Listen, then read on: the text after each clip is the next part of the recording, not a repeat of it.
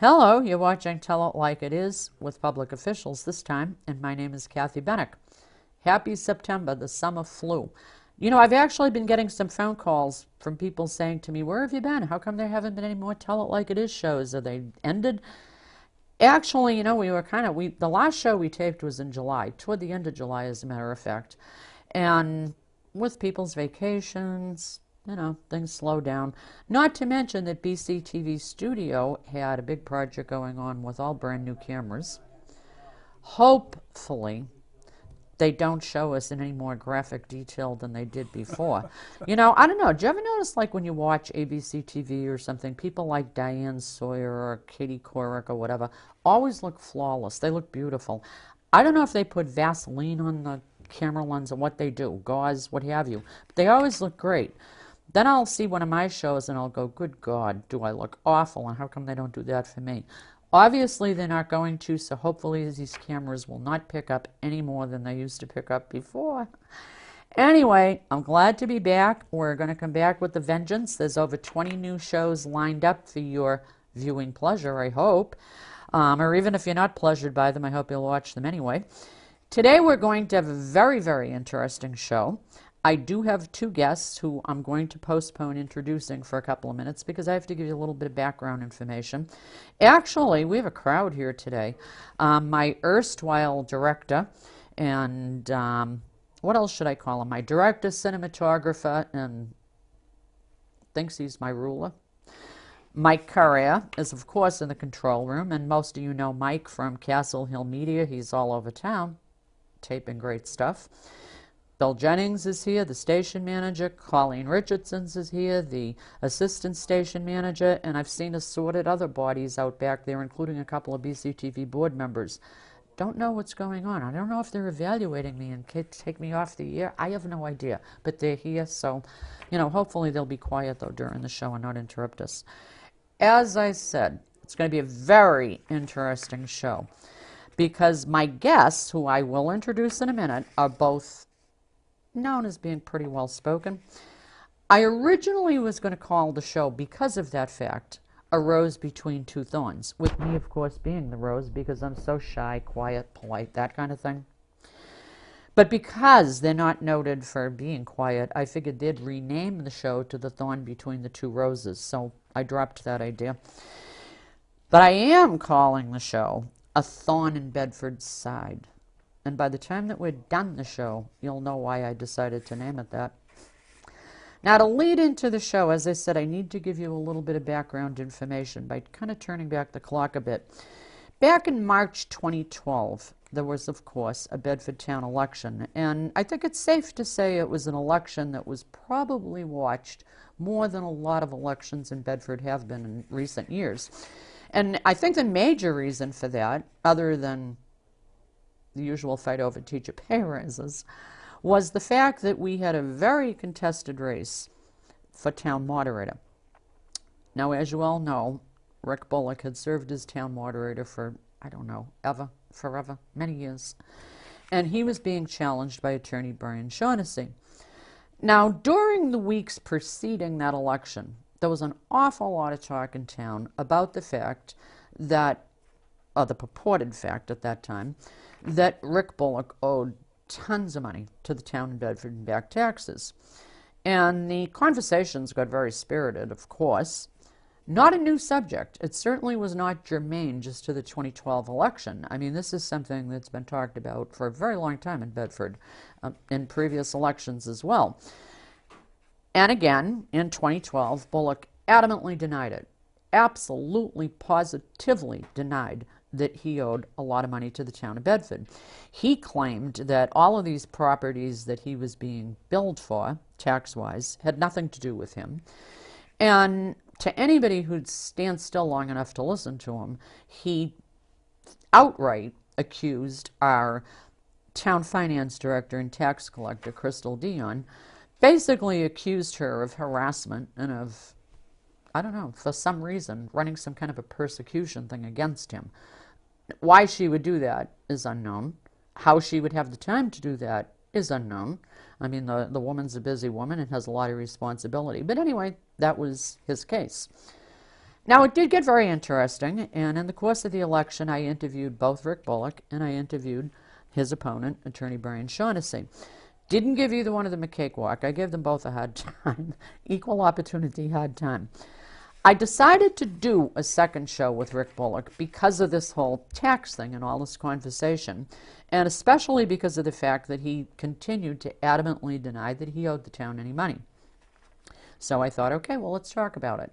And I invited him to come in, and I said, what I'm going to do is I'm going to go through these properties. There were 10 of them, one by one, and I want answers on each one of them. So he agreed to come in. Now, let me say, and clearly understand this, I told him, do not come on to my show with anything less than candor. If you try to self-promote yourself, if you try to twist the truth, if you give out false numbers, I promise you I'll come back at you. Because I take my credibility very, very seriously. And I don't mean to sound, too self-impressed. But the fact that I'm able to do a television show here in Bedford, if I'm going to talk about issues and put facts out there, I want to be able to stand behind the facts. I don't want to give you false information. If I screw up, I'm grown up enough to sit here and say to you, I screwed up, please forgive me, and this is what I did wrong. Okay?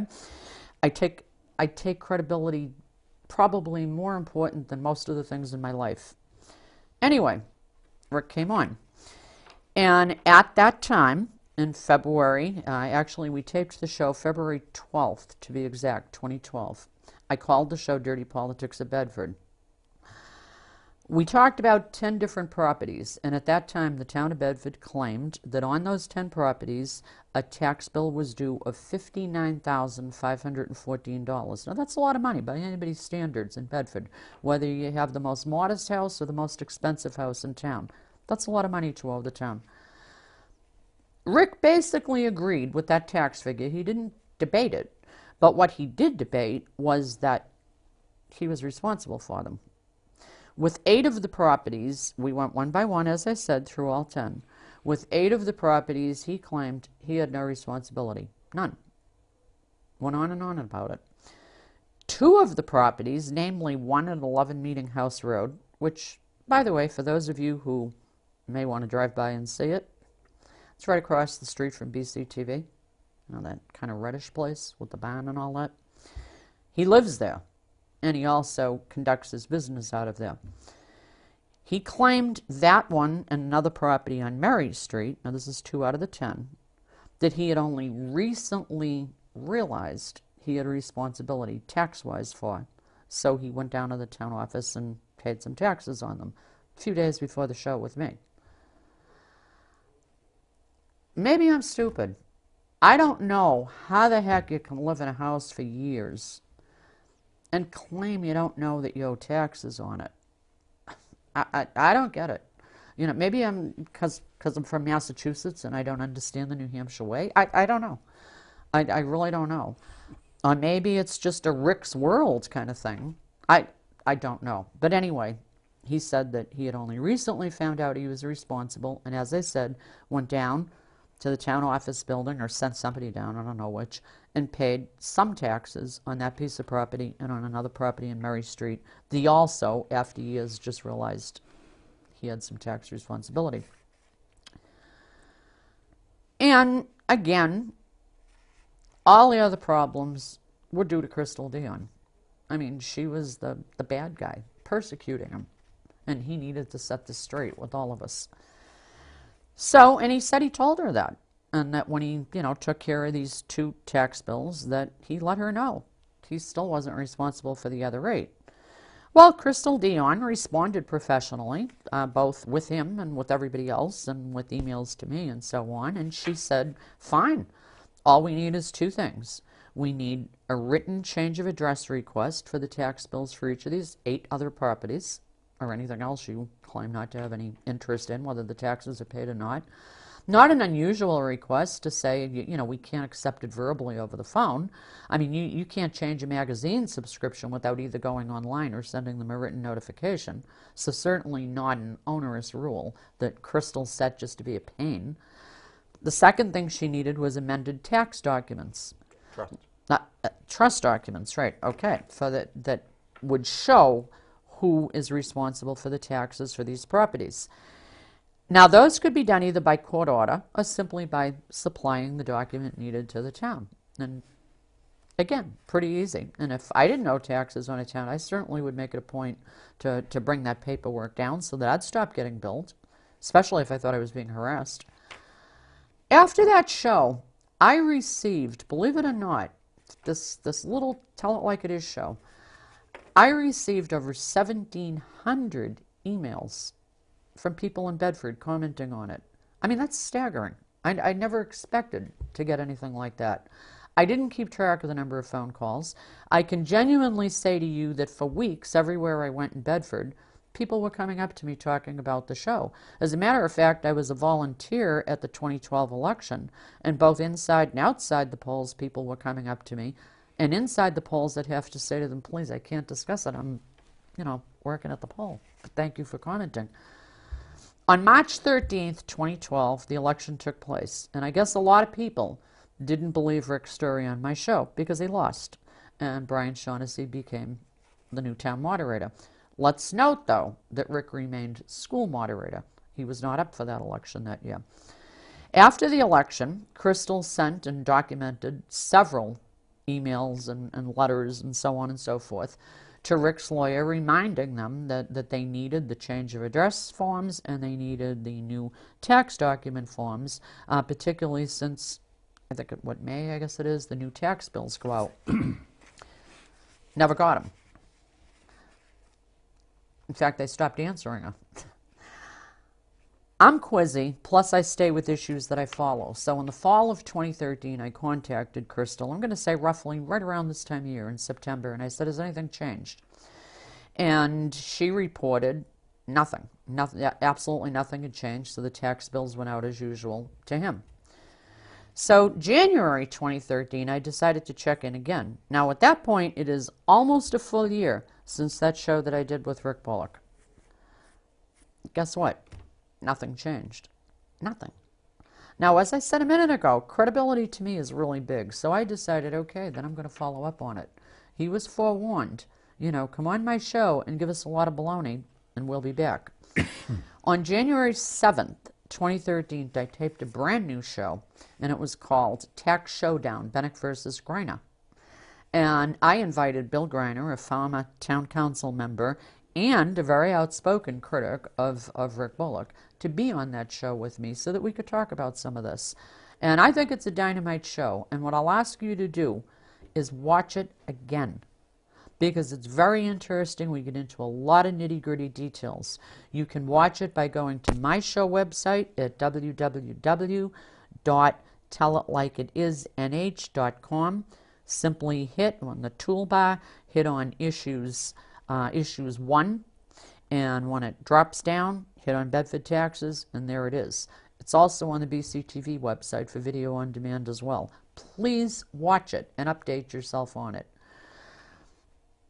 When Bill Greiner and I did the show, there had been no amended tax documents given to the town, no written change of address requests, no responses whatsoever to Crystal Dion's inquiries, certified mail that the town sent out, which they do when there are tax arrears, were returned to the town unopened and refused by Rick Bullock. Here's the best one. Back in February 2012, the taxes owed were $59,514. In January 2013, that had escalated to $98,000. Give me a break. $98,000.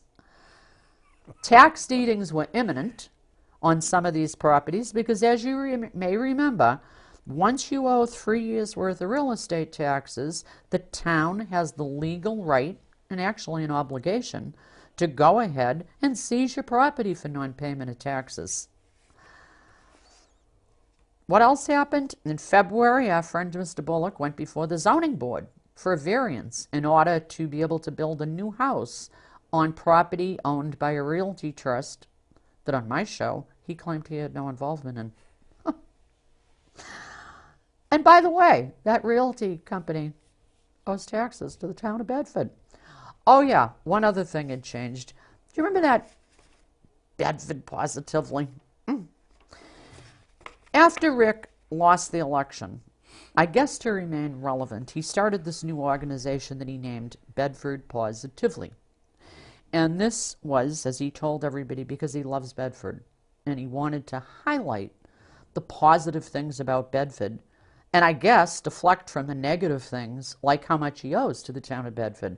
Anyway, no, that's just my editorial comment. Anyway, Bedford Positively doesn't really do anything. He and I think 3 other people show up in one of his old cars that has a sign on it saying Bedford Positively with a camera, and they tape people. Now and then it makes it to BCTV. Most of the time it doesn't make it anywhere. And they send out a newsletter with meetings listed that we already read about in the paper, except half the time they have the wrong links or the wrong dates or whatever. And that's still around. He's still bouncing around town with Bedford Positively. As predicted by Bill Greiner, the taxes that were not paid that would have allowed the town to go ahead with tax deeding, as predicted by Bill, shortly before the magic date arrived, taxes for that year were paid on those properties, thereby again pushing the town back another couple of years. Nothing else was done. So here we are 19 months after the Rick Bullock show on Tell It Like It Is, and as of yesterday, September 10th, 2013, Rick Bullock, or some mysterious person yet to be identified by him, owes the town of Bedford $87,590.26 in back taxes. Now, this took me a little longer than I thought to explain to you and update you on, but we can, with my guests, if they would so choose, we can go through each of the 10 properties in question one by one to show you where they're located and how much on each is owed. And you know that folks that live on those streets where these properties are located, they'd probably be very interested to find out that one of their neighbors doesn't have to pay taxes and they do. I'd find that annoying. Okay, so with all that now, my 2 guests who have been patiently sitting here are finally going to get introduced. And the first one I will introduce over to my left, and that would be Councilor Jim Scanlon, a very, very quiet guy in town, so I'll have to really work at pulling any comments out of him. And my second guest is yet another very quiet person in town that I'll break a sweat trying to get him to speak up, and that would be Bill Greiner, who is a former town councilor and a local businessman. Both of these folks have volumes, I guess is the word to say, have volumes of knowledge about Mr. Bullock and his entire tax situation. So I think we're going to have an interesting conversation, and I think you all should stick around and listen to it, and maybe you'll get a little mad. I hope you will, because I'm mad. So, gentlemen, we're back. What do you think? Quick question, Kathy. How Yes. much is owed right now on the Mary Street property and 11 Meeting House Road? Oh, I can tell his you home that. and then the other property. And I think that, if I recall, those are both owned by LLCs, and the only reason he Yes. acknowledged that he had responsibilities because he was listed as the manager of the LLC Yes. and the only member of the LLC, member being the person that owns the assets. So he kind of got caught there because that, unlike a trust, has to be filed with the Secretary of State and is public knowledge for everybody. Who he claims is a big buddy of his, by the way, Right. doesn't he? Yeah. So he had no choice but to, because that was a public document that he actually had to sign, and he signed that he was the manager and the only member. He had no choice but to admit to Crystal and everybody else that, oh, I made a mistake. I just found out I'm responsible for those. As you pointed out, one of those is actually where he lives. Yes. How much does he owe on the ones that he On 11 acknowledges? Meeting House Road. And Everybody Mary. should drive by there and kind of like toot and wave. Give him a little honk and a wave? Yeah, I think so. Right across the street from BCTV. 11 Meeting House, as of yesterday, September the 10th. $11,173.77. So he's admitted that he admitted that that's his responsibility. Yes, he did. And so he owes 11. He can argue about the other 70-some thousand, Yeah. but there's no dispute that he owes 11, even by his own Absolutely admission, not. that he owes 11,000. And how about on Mary Street? Mary Street, that's a little smaller one. because it's not a big manse or anything. That one at this point is $2,410.06 as of yesterday. But Jim, you sit on the council. How do you think the council would feel if maybe we get a group of people together, and BCTV is town property, right? It's owned by the town. It's right across from Rick's home. Do you think the council would support putting like a little lemonade stand there? We could raise money from people that honk and drive by, and maybe use that to pay the taxes. Do you think you could sell that at the next council meeting? Okay, I think the council is composed of a lot of people who, like you, resent that one citizen stands out year after year after year without paying those taxes and denies them. I wouldn't have to go through, as Kathy offered, to go through property by property, because I think it's pretty obvious to most people that if something looks like a snake, crawls like a snake, smells like a snake, and sheds his skin year after year like a snake, he's probably a snake. I'm well aware of the fact that his property taxes are behind and will continue to be behind. And you need to know out there that it's not just one guy who's pushing. Bill Greiner is nothing against Rick Bullock except the tax issue. I have nothing against Rick Bullock except the tax issue. So don't blame Bill for a personal attack on Rick. That's not the case. There are a lot of people around town like Rick, like Bill rather, like myself. Maybe they're less vocal than either Bill or myself, but they feel the same way. And the election results prove that. By almost a 2-to-1 margin, Brian Shaughnessy was elected, and I'm very pleased about that. Well, in addition to that, Kathy had touched before, Jim, on the fact that after he lost that election in 2012, that he still remained school district moderator. Mm-hmm. True. That was cycling 1 year later, and I think Rick was smart enough to know that he wasn't going to be able to BS the residents of this community anymore, because he'd been exposed as the guy that really owed the taxes and essentially was lying to the residents, and figured that he was smarter than they were and they would never figure it out. And in the end, I think we know who's on the smart side there and who's on the not so smart side there.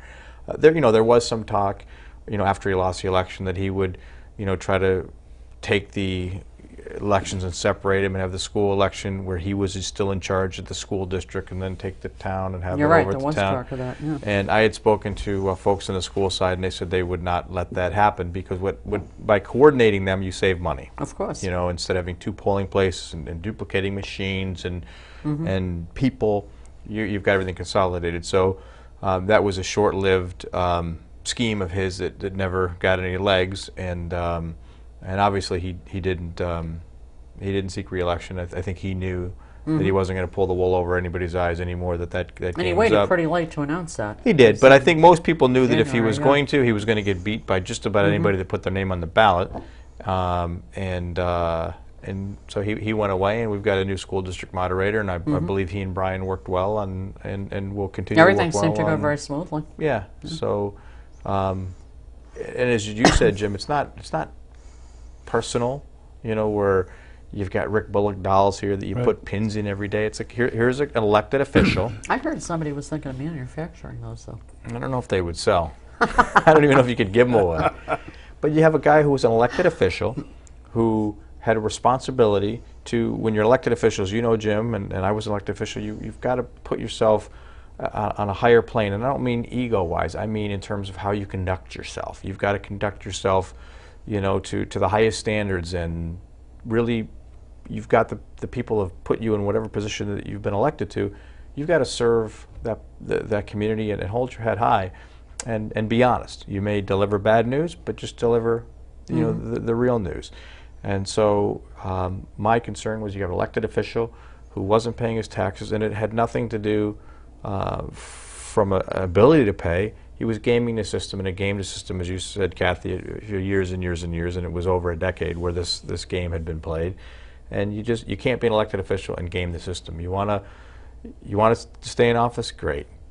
Pay your taxes, and then that's gone. Then we can debate merits. We never really got to that point. It was all about here's a guy who's an elected official gaming the system, holding himself up to a higher standard or being better than anybody else, any of his neighbors, anybody else in town who has to pay their taxes and who does pay their taxes. We don't like to pay taxes. No, I know none of you us don't like like to paying pay them. them. I don't like to pay them. You don't like to pay them.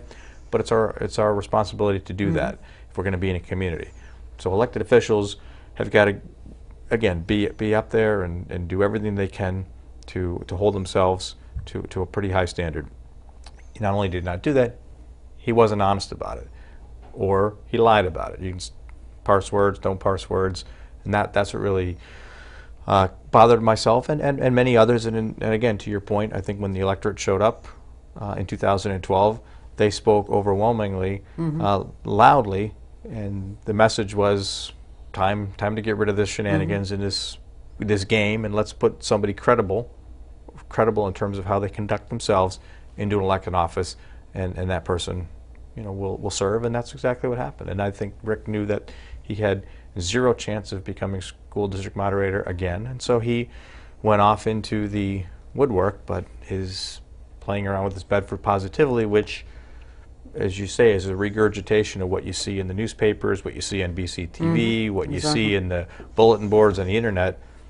Great that you want to regurgitate it, so it's another source it's a third source that tells you there's a planning board meeting. That's great if you missed the first two, but you hope that the information's accurate, that it really is on a Monday, not on a Wednesday. And so if that makes him happy, great. Does it really do much for the community?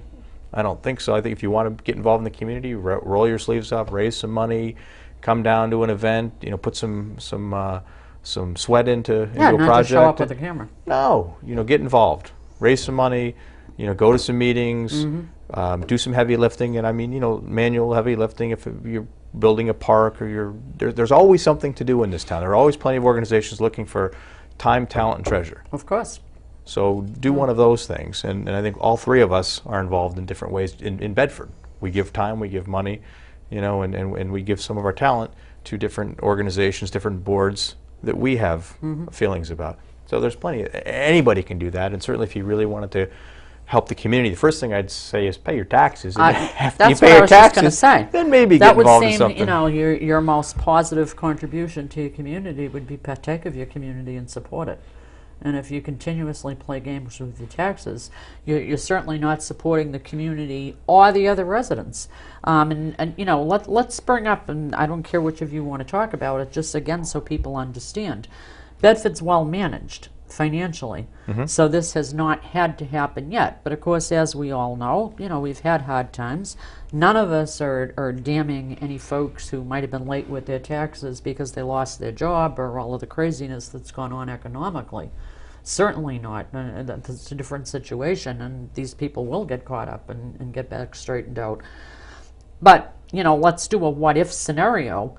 If Bedford's expenses were exceeding the available cash through tax collections, what has to happen then and how that affects us all? Take it to an extreme. So, Jim, if everybody in this town decided that they wanted to game the system one tax cycle, so our tax bills are going to come out next month, right? And they're going to be due the beginning of December.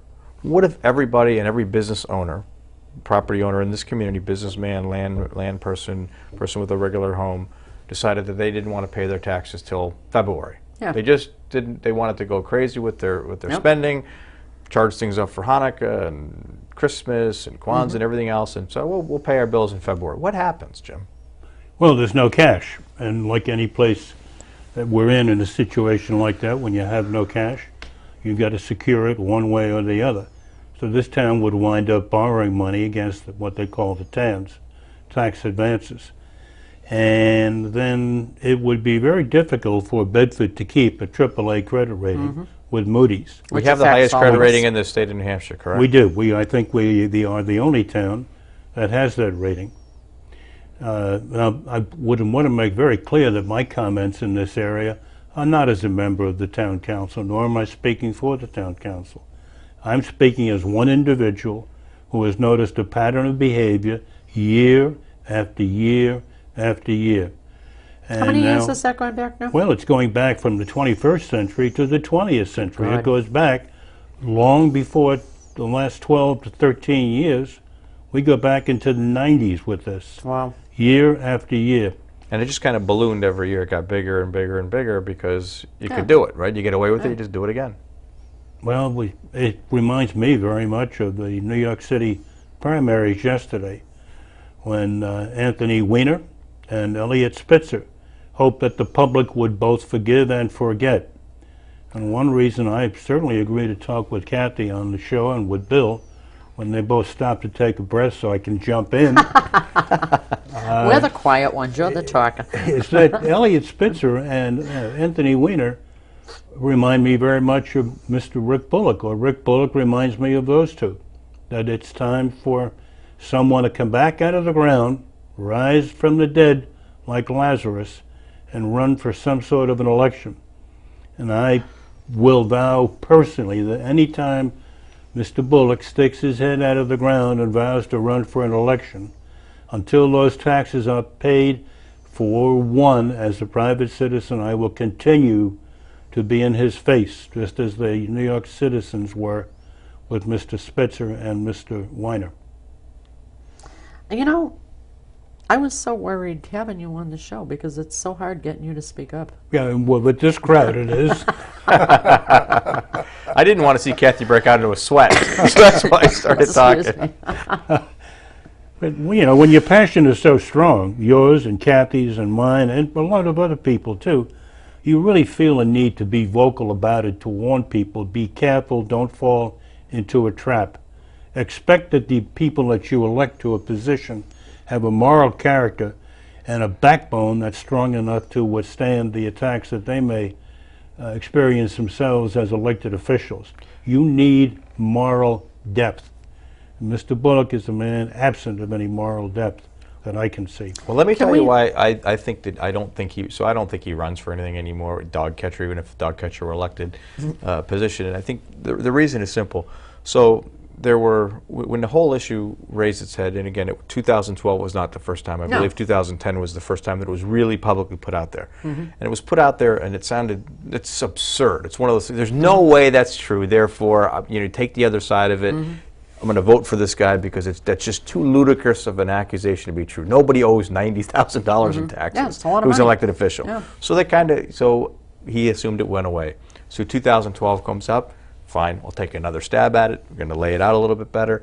Not everybody believed it, okay? And, you know, he came on your show. He was convincing to you, convincing to 1,000 people that voted for him, right? That, hey, this is, I'm being persecuted by this woman who sits in the finance office who does nothing with her time all day long. Well, that part he didn't convince me of. No, but again, that was his spiel. That's his defense all the time.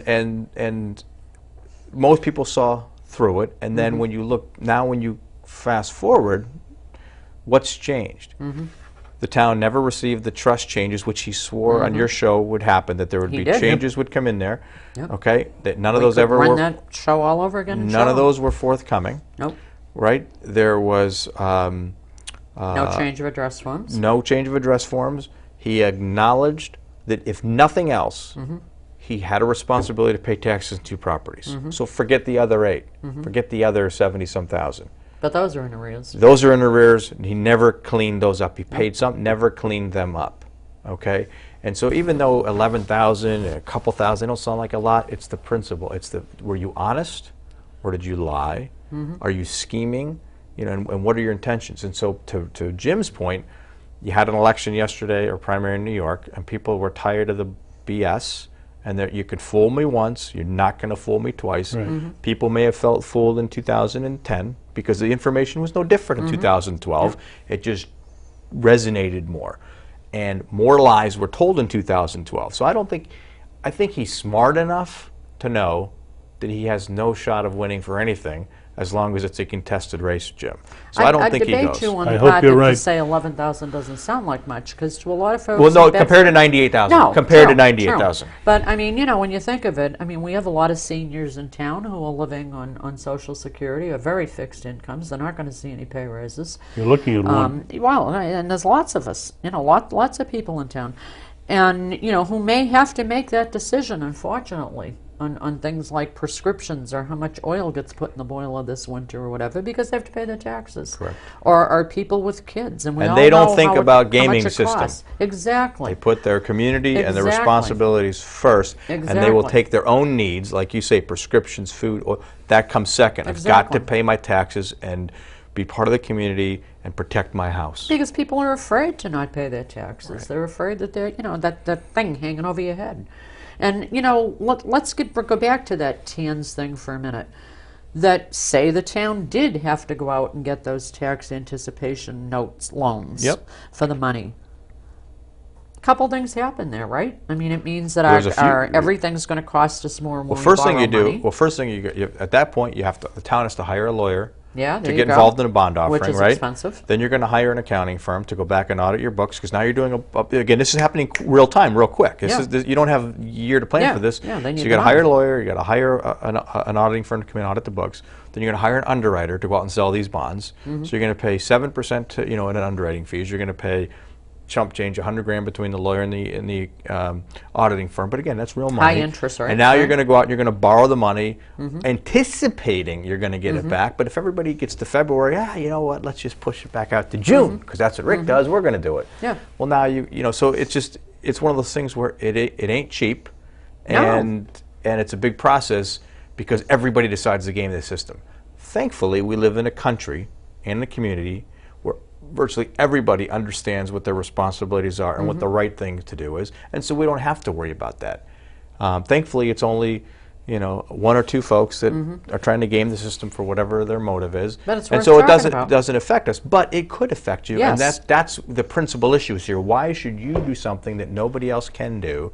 And when you're doing that, Can affect these are all the of us. risks and the issues that one could be faced with, and thankfully, not everybody takes his lead. They do the opposite of what he's doing. But it just, again, when you're an elected official, or if you want to be an elected official, you've got to lead. You got to have qualities. He can't lead, and his qualities are few and far between.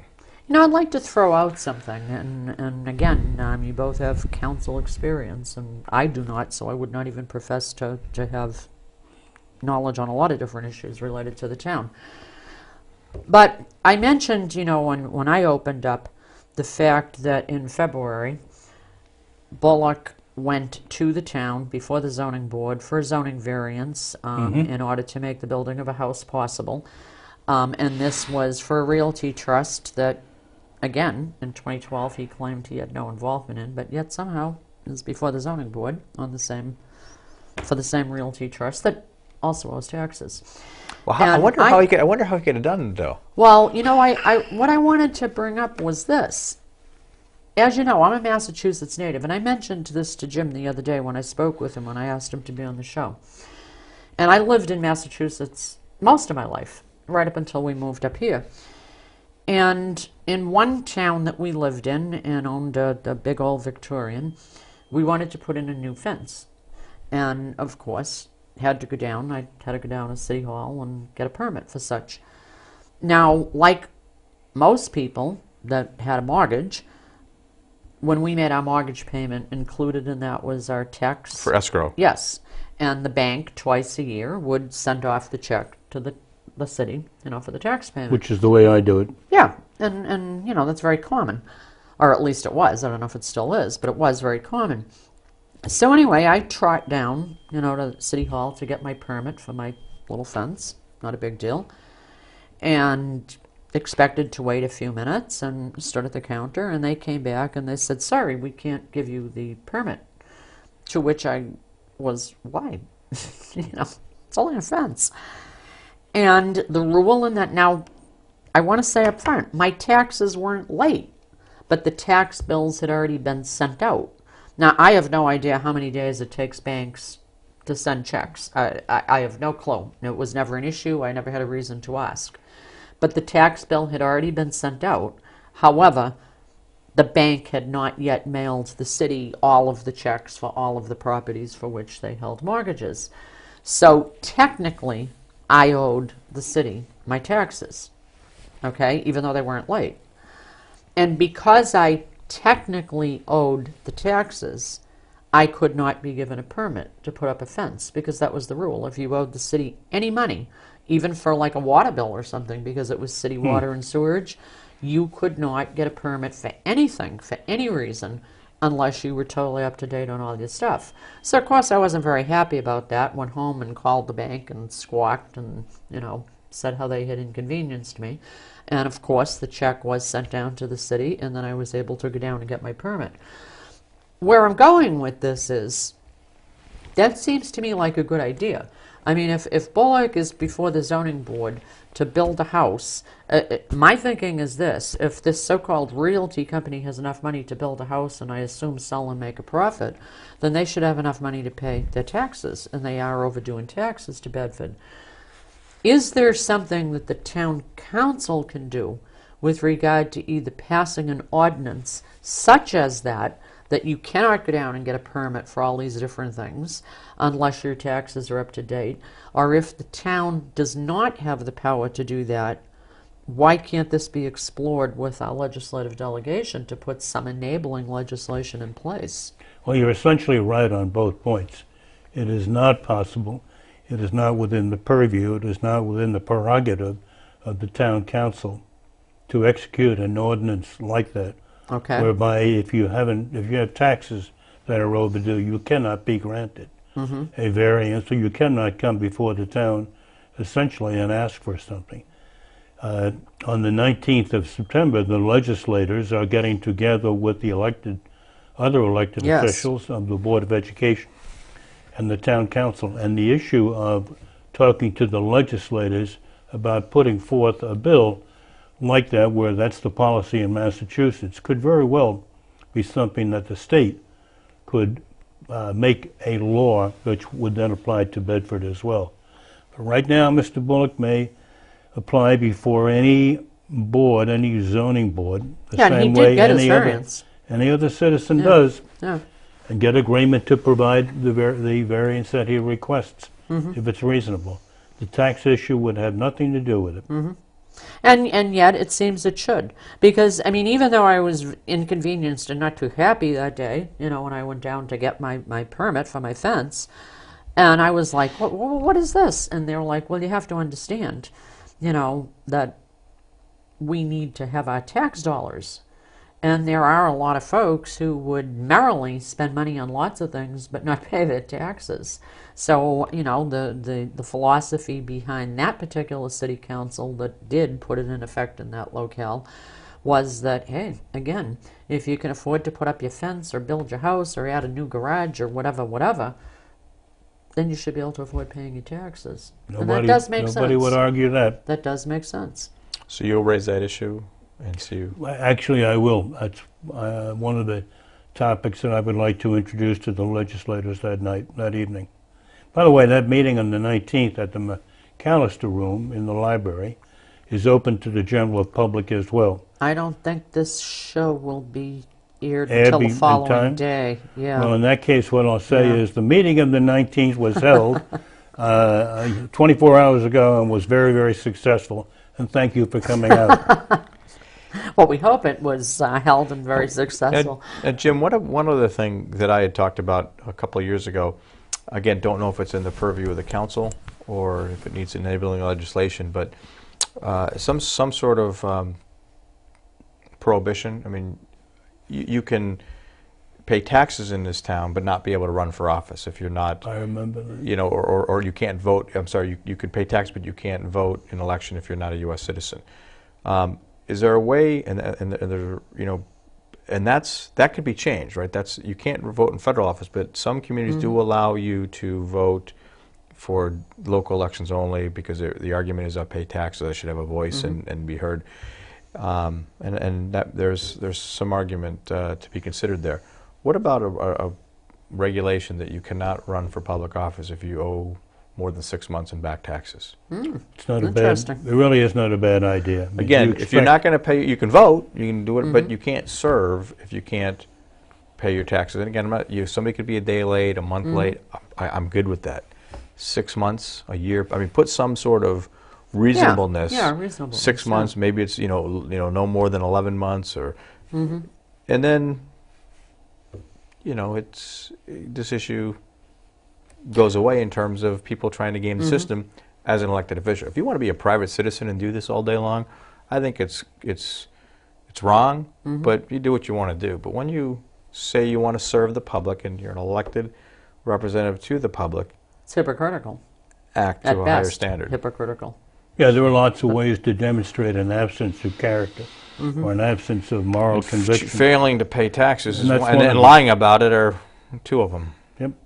So I don't know if that's something you could bring up with the council. Again, maybe that's something you could look at doing. Maybe it's something that would require, you know, enabling legislation. But again, if somebody's not going to pay their tax, if they're delinquent beyond X amount of time, they should not be able to be elected. Or if they are elected, they can no longer serve. So if you're on the council and you go 12 months in a day without paying your taxes, you're gone. Simple. It's a very sound concept. It's something that I will bring up at that meeting. And again, I mean, there can be written in, just as there is written into any type of regulation or law, you know, a wiggle point that if somebody is facing some wicked situation that kind of brought the situation out of their control, then that might be an exception. You know, I mean, if say, for instance, the mate died, or there's a, you know, terrible illness that is eating up all their income with medical costs or something, I mean, that it can at least be discussed before it would become public or what have you. I mean, I'm not sure how to go about it, because I think all of us are smart enough to know that we never know what's coming at us in life. You know, Well, no I matter sit how here- best we plan, you know, there could be an extenuating circumstance. I sit here keep thinking that people, because it's quiet in the town, people make assumptions that the problems that had been publicly aired don't exist any longer. And I think it's very important. I mean, I think your show is very important to demonstrate to people, to remind people not to forgive and not to forget. I mean, major offenses for an elected official. And we're several months away from our next election. But people should know that the chronic problem that has gone on for well over a decade, 12, 13, 15 years, still exists and has not gone away. Don't forget that offense. Well, I mean, that alone, that it's gone on for so many years, how do you talk your way around that and expect to have any I think credibility? you could for a Liberally. while, because people were not really focusing on it, and that's why, again, this was really brought to a head in 2010. But it was one of those same things, Kathy, that it had been going on. Okay, and you know, if people looked at the black and white and took the time, they would see that. But again, you hear it, it just sounds too absurd. There's just no way, no way. That's a personal attack. It's crazy. That number was made up. Nobody owes $100,000 in taxes, you know, and nobody owes them that's an elected official. Come on, that's preposterous. That's got to be just a slander campaign, right? Well, in 2012, I think people realized that, holy cow, it has been going on for a long time. And what was the remedy? He got evicted from office. Not from his house yet, and but nothing has been from changed. office. I mean, I think what even grates me more is nothing's changed. No, I don't Well, think in it was. I mean, 2000 even if he was delusional enough to believe his own story In and 2010, realized that, you know, that people didn't believe it, he's had a lot of time to clean up the act. I If mean, he was, we're if going he on were, to 2 years if now. he were smart enough, he would have figured out a way, some way, to pay his taxes off and get reelected.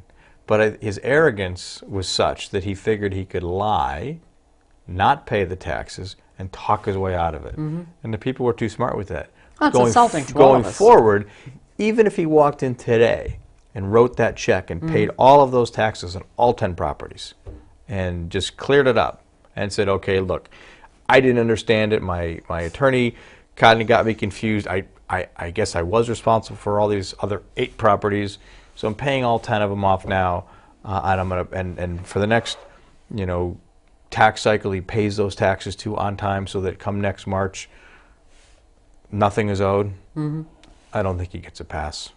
I think, to Jim's point, this is an egregious issue Oh, that definitely. was lied and gamed and.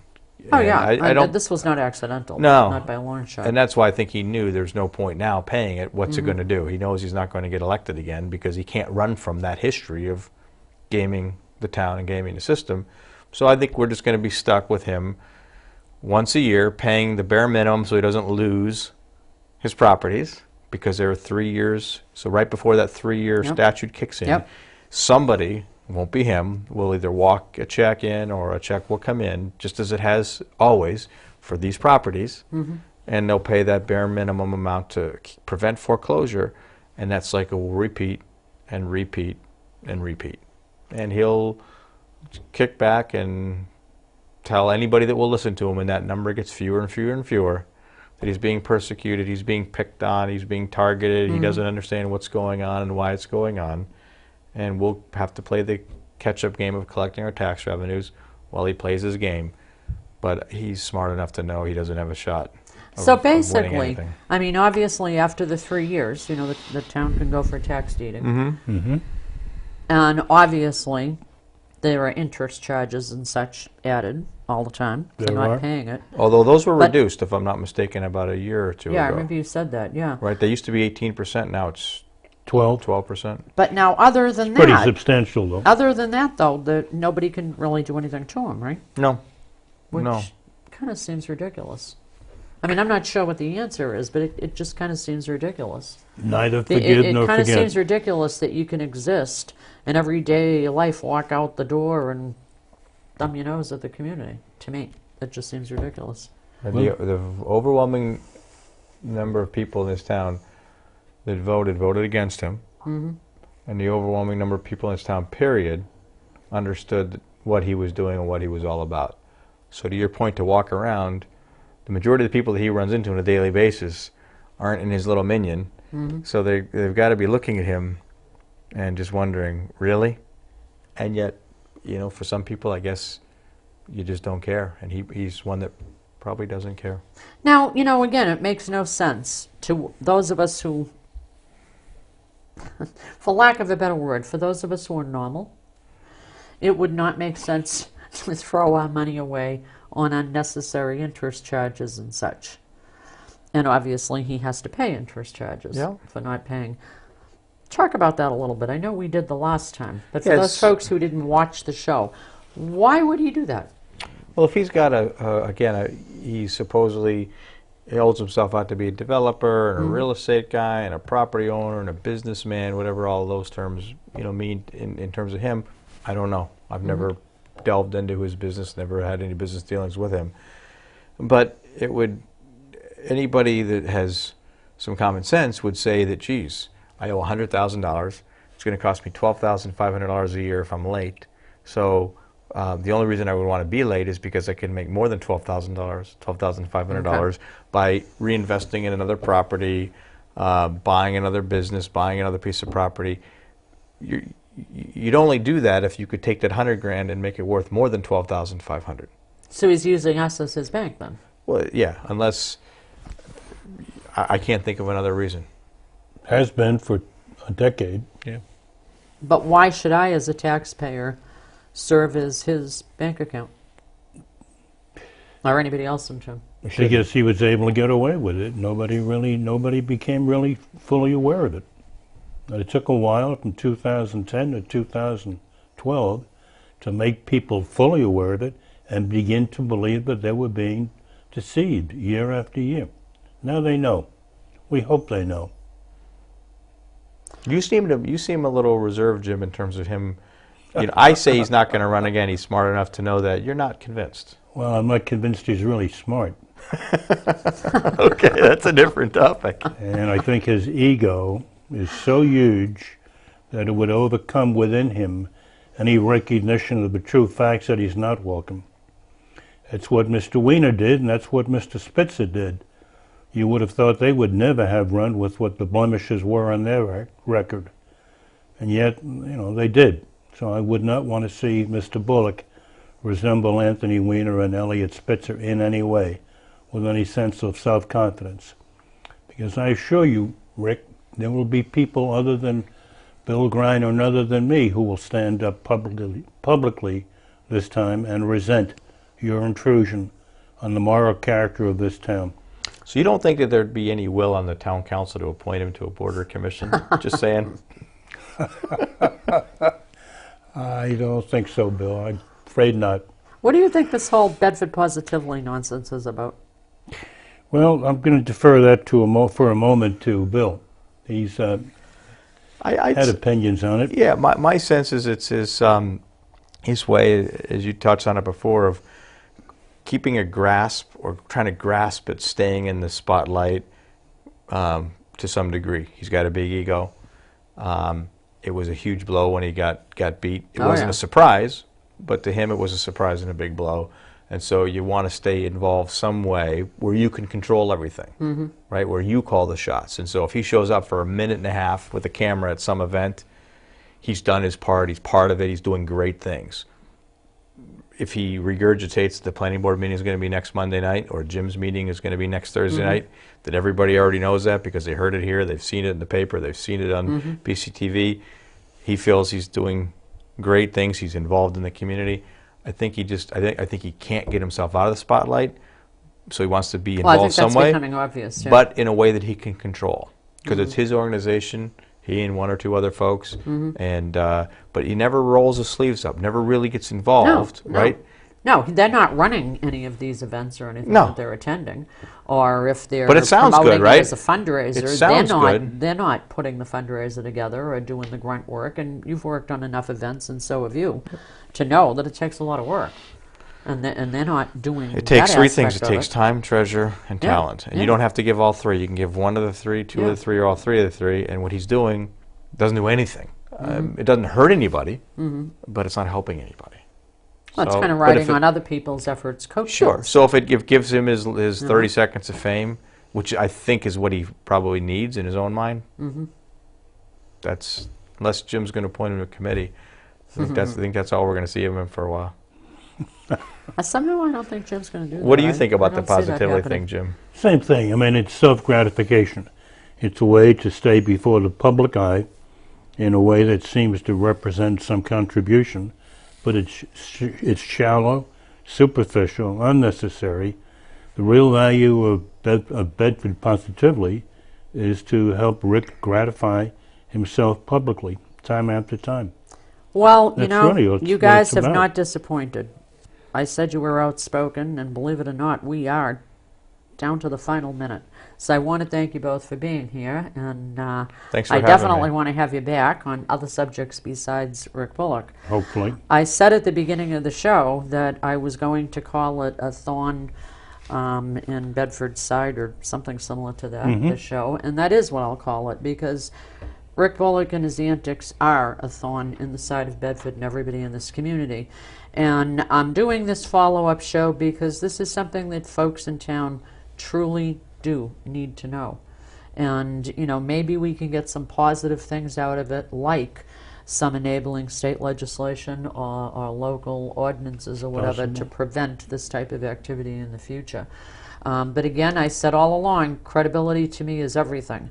And as long as it takes me to keep following up on that show in February 2012, when Rick Bullock sat for 1 hour and gave me a whole lot of nonsense, if I have to do 10 shows to rectify that to the people of Bedford, I'll do that.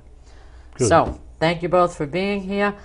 Please do watch that other show that I mentioned so that you can get the full history in ways we couldn't talk today. Keep watching. Come back again. Thanks for watching. Bye-bye.